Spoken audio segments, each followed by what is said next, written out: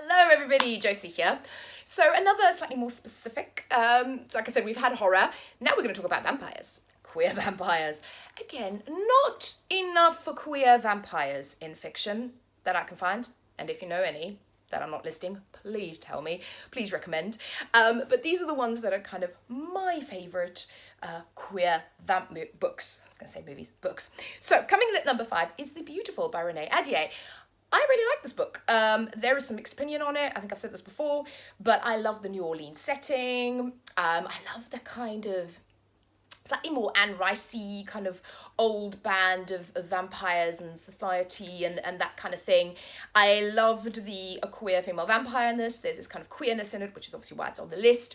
And it just, again, it had a feel. Maybe I'm a sucker for New Orleans, and it kind of reminded me of Anne Rice a little bit.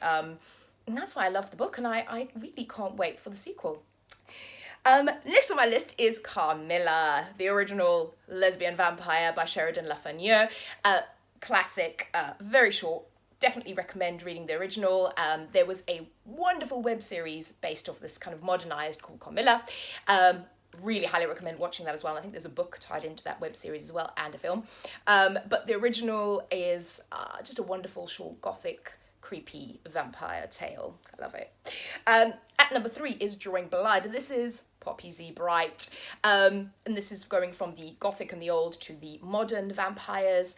Male-male romance as well in this.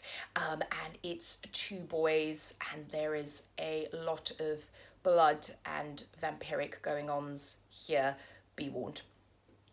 Number 2 is the Gilda stories. I love this. Joelle Gomez has written a book about a lesbian woman of colour vampire, kind of following her throughout her life. So it starts in the 1800s and I think it goes up to 2050. And it basically kind of goes all the way through her life, talks about all the different stages.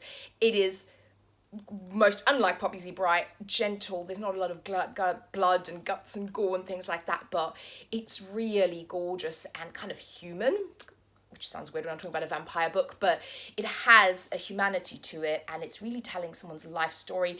Again, if I harken it back to Anne Rice a little bit, it has that feel almost of Interview with a Vampire, I think. Telling your life story and kind of recounting the events and the people and the vampires and the events that happen throughout your life. So I really, really love this book. And then coming in at number 1, I think this is going to be a surprise to no one if you've watched any of my other videos, is Lost Souls by Poppy Z. Bright. I mean, need I say more? I adore Lost Souls. I'm a Poppy Z. Bright fanatic.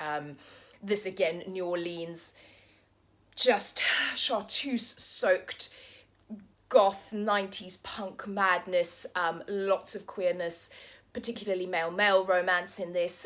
It was actually the first time I encountered queer vampires in fantasy, and it just is gritty, it's dark, it's wonderful, and it is one of my favourite books of all time. So, thank you for watching. Like I said, please let me know if you have any recs on queer vampire books, and I will see you all again in the next one of these. Bye.